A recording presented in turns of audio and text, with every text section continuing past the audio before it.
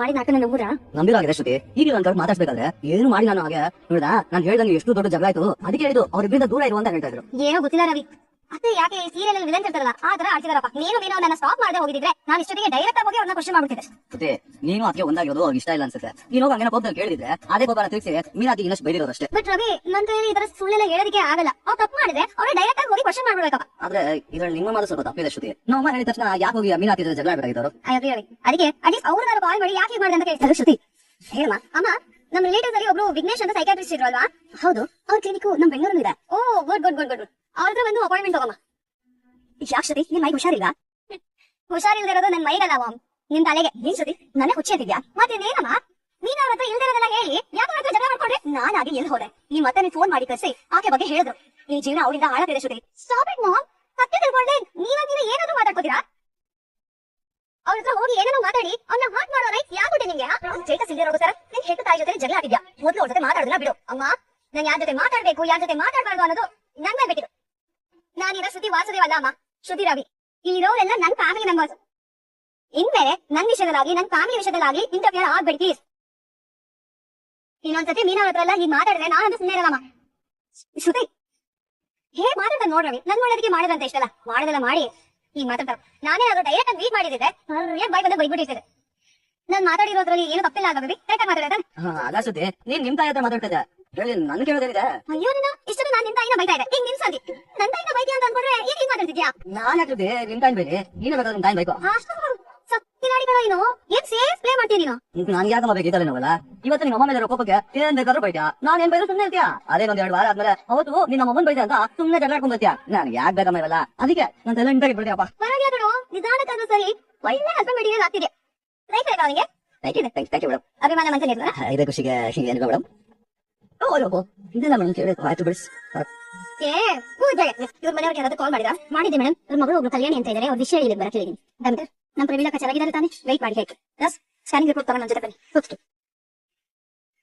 Excuse me, Praveen ಅಂತ ಒಬ್ರು admit ಆಗಿದ್ದಾರಲ್ಲ? ಕಲ್ಯಾಣಿ ಅಂದ್ರೆ ನೀವೇನಾ? ಹೌದು, ಅವ್ರು ಇಲ್ಲೇ ರೂಮ್ ಅಲ್ಲಿ ಇದ್ದಾರೆ. ಹೋಗಿ ನೋಡಿ. ಅಮ್ಮ ರೋಹಿಣಿ ಹಿಂದೆ ಬಾ.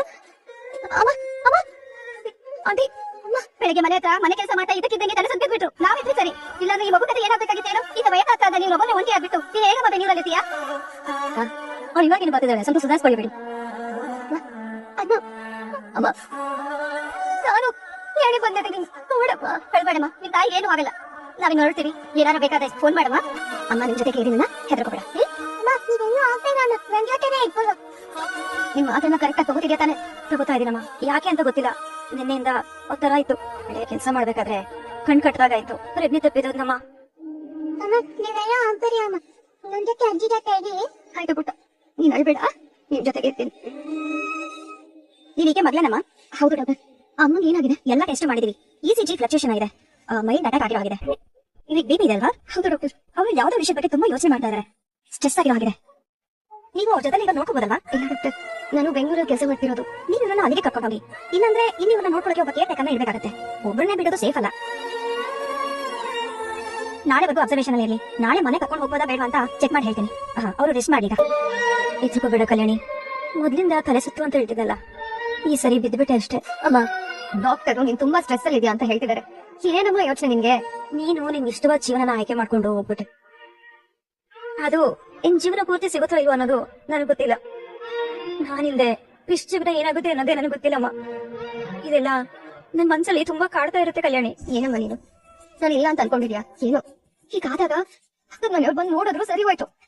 ಹಂಗಿದ್ರೆ ನಿನ್ ಏನಾಗ್ತಿತ್ತು ಯೋಚನೆ ಮಾಡಿದ್ಯಾ? ಅಲ್ಲಿ ಯೋಚನೆ ಮಾಡುವಂತದ್ದು ಏನಮ್ಮ ಇದೆ? ಎಲ್ಲ ವಿಧಿ ಬರ್ದಂಗ ಆಗ್ತಿತ್ತು. ಏನಮ್ಮ ನೀನು? ಎಲ್ಲದಕ್ಕೂ ವಿಧಿನೇ ಕಾರಣನ? ಏನ್ ಮಾಡೋ ತಪ್ಪು ನೀನು ಗೊತ್ತಾಗ್ತಿಲ್ವಮ್ಮ? ಸರಿ ಬಿಡು, ಆಗಿದಾಗೋಯ್ತು, ಹೆದರ್ಕೋಬೇಡ. ನಾನಿದ್ದೀನಲ್ಲ, ನಾನ್ ನೋಡ್ಕೋತೀನಿ. ನಾನು ಸರಿನಾ? ಸರ್ ಹುಡುಗಿ ನೋಡಕ್ ಹೋಗ್ತಿದ್ರಾ? ಅಲ್ಲ ಮನೆಯವ್ರು ಯಾರು ಜೊತೆ ಇಲ್ಲ, ಒಬ್ರು ಹೋಗ್ತಿದ್ದೀರಾ? ಅಪ್ಪ ಅಮ್ಮ ಬೇರೆ ಕಾರಲ್ಲಿ ಹೋಗಿದ್ದಾರೆ. ಓ ಸರಿ ಸರಿ ಸರಿ. ಅಲ್ಲ ಏನೋ ಟೆನ್ಷನ್ ಇದ್ದಂಗಿದ್ದೀರಾ ನೀವು? ಹ್ಞೂ ಸರ್, ಮದ್ವೆ ಮಾಡ್ಕೊಳ್ಳ ಬೇಡ ಅನ್ನೋದೇ ಕನ್ಫ್ಯೂಷನ್.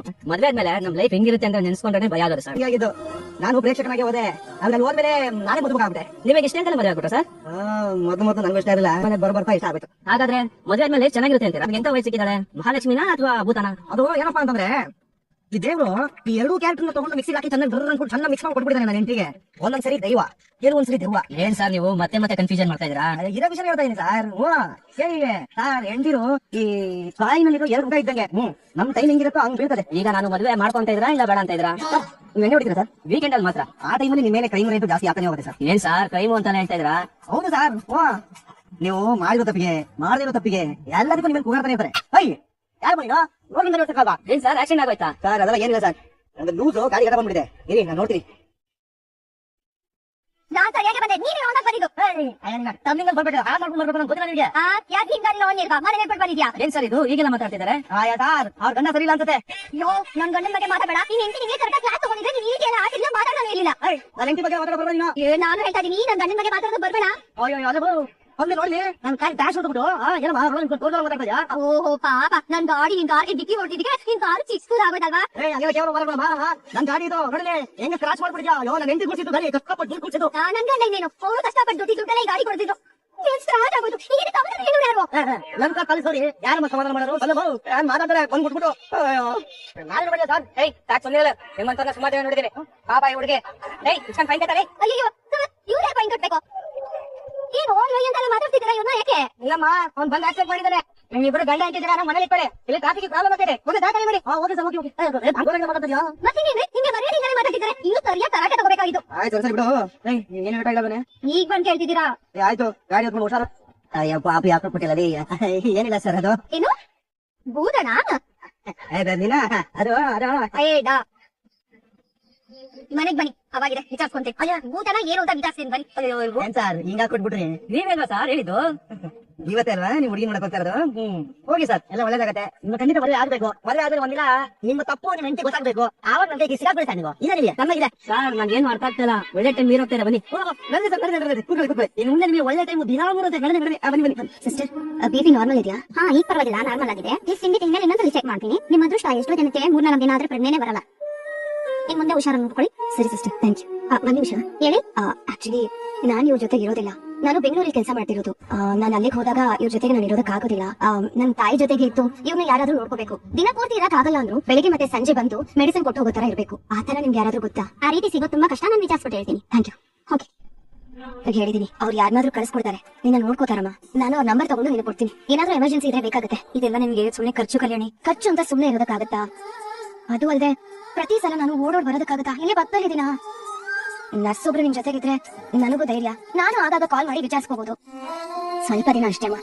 ಆದಷ್ಟು ಬೇಗ ನಾನು ಇದಕ್ಕೆಲ್ಲ ಒಂದು ಪರಿಹಾರ ಹುಡುಕ್ತೀನಿ ಅಮ್ಮ. ನಾನು ಇವತ್ತು ಬರೋದು ಲೇಟ್ ಆಗುತ್ತೆ ಅಂತ ಮನೆಗೆ ಒಂದು ಫೋನ್ ಮಾಡಿ ಬರ್ತೀನಿ. ನಿಮ್ಗೆ ಹೇಳ್ಬಿಟ್ಟೆ ಹೋಗೋಣ ಅಂತ ಅನ್ಕೊಂಡೆ, ಆದ್ರೆ ನೀವು ಗಾಢವಾಗಿ ನಿದ್ರೆ ಇದ್ರಿ, ಡಿಸ್ಟರ್ಬ್ ಮಾಡೋದು ಬೇಡ ಅಂತ ಹಾಗೆ ಹೊರಟ್ಬಿಟ್ಟೆ. ರೋಹಿಣಿ, ಇವತ್ತು ಶೋರೂಮ್ ಅಲ್ಲಿ ದಿನ ಆಗೋದಕ್ಕಿಂತ ಸೇಲ್ ಜಾಸ್ತಿ ಆಗ್ತಿದೆ. ಹೌದಾ? ನೀನು ಖುಷಿಯಾಗಿಲ್ವಾ ರೋಹಿಣಿ? ಹಾ, ನಾನು ಹ್ಯಾಪಿನೇ. ಭೋಜನ್ ಜೊತೆ ಎಲ್ಲಿಗೆ ಹೋಗಿದ್ಯಾ? ಅದನ್ನ ನಾನು ಅಲ್ಲಿ ಬಂದು ಹೇಳ್ತೀನಿ ಮನೋಜ್. ಶೋ ರೋಹಿಣಿ, ಶೋರೂಮ್ ಅಲ್ಲಿ ತುಂಬಾ ಕೆಲಸ ಇದೆ. ನೀನ್ ಯಾಕೆ ಅವಳ ಜೊತೆ ಹೋಗಿದ್ಯಾ? ಅವಳಿಗೆ ಆಫೀಸ್ ಕೆಲಸ ಇಲ್ವಂತ? ಕೆಲಸ ಇಲ್ಲ ಅನ್ಸುತ್ತೆ, ಅದಕ್ಕೆ ಯಾವಾಗ ನೀವನ್ನ ಕರಿತಾ ಇದ್ದೀನಿ. ನೀವು ಭೋಜನ್ ಜೊತೆ ಇದೆಯಾ? ಹೌದು ಮನೋಜ್, ನಾನು ಸಂಜೆ ಬರ್ತೀನಿ. ಬಾಯ್. ಹಲೋ, ಇಲ್ಲ ಎಲ್ಲ ಇದೆಯಾ? ಪೂಜಾ, ನಾನು ಅಮ್ಮ ನೋಡಕ್ಕಿಂತ ಊರಿಗೆ ಬಂದಿದ್ದೀನಿ ಕಡೆ. ಅಮ್ಮ ಹುಷಾರಿಲ್ಲ, ಅವ್ರನ್ನ ಹಾಸ್ಪಿಟಲ್ ಸೇರಿಸಿದೀನಿ. ನೋಡು, ಮನೋಜ್ಗೆ ನಿನ್ ಜೊತೆ ಇದೀನಿ ಅಂತ ಹೇಳಿದೀನಿ. ನಿನ್ನ ಕೇಳಿದ್ರು ಅದನ್ನ ಹೇಳು, ಸರಿನಾ? ನಾನು ಇವಾಗ ನಿಮ್ ಶೋರೂಮಲ್ಲಿ ಹೇಗಿದ್ದೀನಿ ಕಡೆ. ನೀನ್ ಗಂಡ ಬೇರೆ ನನ್ನಲ್ಲಿ ಗುರಾಯಿಸ್ಕೊಂಡು ನೋಡ್ತಾ ಇದ್ದಾನೆ. ನಿನ್ನ ಯಾರು ಅಲ್ಲ ಹೋಗಕ್ಕೆ ಹೇಳಿದ್ದು? ನಾನು ಈ ತಾನೇ ಅವ್ರ ಜೊತೆ ಮಾತಾಡಿದ್ದೀನಿ. ನಿನ್ ಜೊತೆಗೆ ಇದೀನಿ ಅಂತ ಹೇಳಿದ್ರೆ ಈಗ ಏನು ಮಾಡೋದು? ಹೋಗಿ ಖಂಡಿತ ಡೌಟ್ ಬಂದಿರುತ್ತೆ. ನನ್ನ 1000 ಪ್ರಶ್ನೆ ಮಾಡ್ಬೇಕಾರೆ. ನೋಡು, ಈಗ ನಾನೇ ನಿನ್ ಜೊತೆ ಮಾತಾಡ್ತಿರೋದು, ಕಾಲ್ ಮಾಡಿರೋದು ಅಂತ ಹೇಳ್ಬೇಡ. ತಕ್ಷಣ ಅಲ್ಲಿಗೆ ಹೋಗು. ಅಲ್ಲಿಗೆ ಹೋಗ್ತಿದ್ಯಾ? ಅದು ಅರ್ಜೆಂಟ್ ಆಗಿ ಆಫೀಸಿಂದ ಕಾಲ್ ಬಂದಿತ್ತು, ಹೋಗ್ತಾ ಇದೀವಿ. ರೋಹಿಣಿ ರೋಹಿಣಿ ನನ್ನ ನೋಡಕ್ಕೆ ಅಂತಾನೆ ಬಂದು ಆಮೇಲೆ ಯಾವ್ದೋ ಫೋನ್ ಬಂದು ಅರ್ಜೆಂಟ್ ಆಗಿ ಹೋಗ್ಬೇಕು ಅಂತ ಹೊರಟ್ಬಿಟ್ಲ. ಏನ್ 10 ಸೆಕೆಂಡ್ ಅಲ್ಲಿ ಬೇರೆ ಕಡೆ ಹೋಗ್ಬಿಟ್ಟ? ಈಗ ತಾನೇ ನಿನ್ ಜೊತೆ ಇದೆ ಅಂತ ಹೇಳಿದ್ಲು. ನೀನು ಇಲ್ಲಿದ್ಯಾ? ಅವಳೆಲ್ಲಿ? ಹಂಗೆ ಹೇಳಲ್ಲ. ಮೋಸ್ಟ್ಲಿ ಅದ್ಯಾರು ಬೇರೆ ಪೂಜೆ ಇರ್ಬೇಕು. ನಾನು ಒಬ್ಳೇನ ಪೂಜಾ? ಮೋಸ್ಟ್ಲಿ ಅವಳ ಕ್ಲೈಂಟ್ ಪೂಜಾ ಆಗಿರ್ಬೇಕು.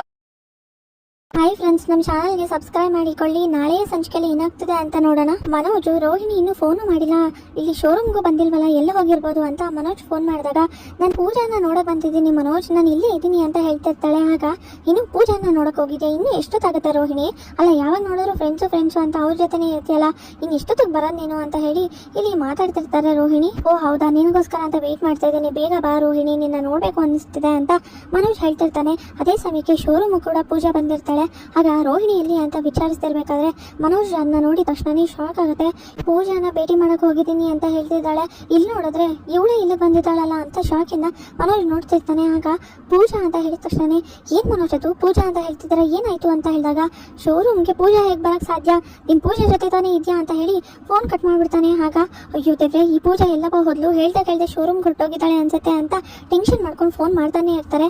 ಆಗ ಅದನ್ನ ನೋಡಿದ ತಕ್ಷಣನೇ ಎಲ್ಲಿ ಇದೆಯಾ, ನಾನ್ ನೋಡಿದ್ರೆ ಪೂಜನ್ ಮೀಟ್ ಮಾಡಕ್ ಬಂದಿದ್ದೀನಿ ಅಂತ ಹೇಳಿದ್ದೀನಿ, ನೀನ್ ಶೋರೂಮ್ಗೆ ಹೊರಟೋಗಿದ್ಯಾ, ಮನೋಜ್ ನಿನ್ನ ನೋಡ್ಬಿಟ್ಟ ಅಂತ ರೋಹಿಣಿ ಹೇಳಿದಾಗ ಶಾಕ್ ಆಗುತ್ತೆ ಪೂಜನ್ಗೆ. ಅಯ್ಯೋ ಮೊದ್ಲೇ ಹೇಳೋದಲ್ವೇನೆ, ನಾನ್ ಬೇರೆ ಇಲ್ಲಿ ಬಂದ್ಬಿಟ್ಟಿದ್ದೀನಿ, ನಿನ್ ಗಂಡ ನೋಡಿದ್ರು ಇಲ್ವೋ ಗೊತ್ತಿಲ್ಲ ಅಂತ ಹೇಳಿ ತಿರುಗಿ ನೋಡಿದ ತಕ್ಷಣ ಆಗ ಮನೋಜ್ ನಿಂತಿರ್ತಾರೆ. ಆಗ ಮುಗೀತು ಕಣೆ ಅಂತ ಹೇಳ್ಕೊಂಡು ಇಲ್ಲಿ ಪೂಜಾ ಏನು ಆ ಥರ ನೋಡ್ತಿದ್ರೆ ಏನಾಯ್ತು ಅಂತ ಹೇಳಿದಾಗ ಅಲ್ಲ ರೋಹಿಣಿ ನೋಡಿದ್ರೆ ಪೂಜನ್ನ ಭೇಟಿ ಮಾಡಕ್ ಹೋಗಿದ್ದೀನಿ ಅಂತ ಅಂದ್ಲು, ನೀವು ನೋಡಿದ್ರೆ ಇಲ್ಲೇ ಇದ್ದೀರಾ, ಅಲ್ಲ ಏನ್ ನಡೀತಿದೆ ನಿಮ್ಮಿಬ್ರು ಮಧ್ಯೆ, ಅದೇಗ್ ಸಾಧ್ಯ, 5 ನಿಮಿಷದಲ್ಲಿ ಅಲ್ಲಿಂದ ಇಲ್ಲಿಗೆ ಬರೋದಕ್ಕೆ ಹೇಗ್ ಸಾಧ್ಯ ಅಂತ ಹೇಳಿ ಇಲ್ಲಿ ಮನೋಜ್ ಹೇಳ್ತಿರ್ಬೇಕಾರೆ ಇಲ್ಲ ನಾನು ಅವಳನ್ನ ಭೇಟಿ ಮಾಡ್ಕೊಂಡೇ ಬಂದೆ ಅಂತ ಪೂಜಾ ಹೇಳಿದಾಗ ಪೂಜಾ ಭೇಟಿ ಮಾಡ್ಕೊಂಡು ಬಂದ್ರು ಕೂಡ ಅದೇಗ್ ಸಾಧ್ಯ 2-3 ನಿಮಿಷದಲ್ಲಿ ಇಲ್ಲಿಗೆ ವಾಪಸ್ ಬರೋದಕ್ಕೆ, ನನಗಂತೂ ಯಾವ್ದ್ರ ಮೇಲೂ ನಂಬಿಕೆ ಬರ್ತಿಲ್ಲ, ನಿಜ ಹೇಳಿ ಎಲ್ಲಿಗೆ ಹೋಗಿದ್ರಿ ನೀವಿಬ್ರು, ರೋಹಿಣಿ ಎಲ್ಲಿಗೆ ಹೋಗಿದ್ದಾಳೆ, ನಿಜ ಹೇಳು ನಿನಗೆ ಗೊತ್ತಿದೆ ಅಂತ ಹೇಳಿ ಮನೋಜ್ ಹೇಳಿದಾಗ ಆಗ ಅಯ್ಯೋ ನನಗೆ ಗೊತ್ತಿಲ್ಲ ಮನೋಜ್, ನಿಜವಾಗ್ಲೂ ನನಗೆ ಗೊತ್ತಿಲ್ಲ, ನನಗೆ ಕೆಲಸ ಇದೆ, ಫೋನ್ ಬರ್ತಿದೆ, ನಾನು ಇನ್ನು ಬರ್ತೀನಿ ಅಂತ ಹೇಳಿ ಟೆನ್ಷನ್ ಮಾಡ್ಕೊಂಡು ಅಲ್ಲಿಂದ ಪೂಜಾ ಹೊರಟೋಗ್ತಾಳೆ. ಹಾಗೆ ಇಲ್ಲಿ ರೋಹಿಣಿ ಟೆನ್ಷನ್ ಮಾಡ್ಕೊಂಡು ಸಿಗಾಕೋಬಿಟ್ನಲ್ಲ ಏನಂತ ಹೇಳಿ ಸಮಾಧಾನ ಮಾಡೋದು ಮನೋಜ್ನ ಅಂತ ಹೇಳಿ ಯೋಚನೆ ಮಾಡ್ತಿರ್ತಾಳೆ ರೋಹಿಣಿ.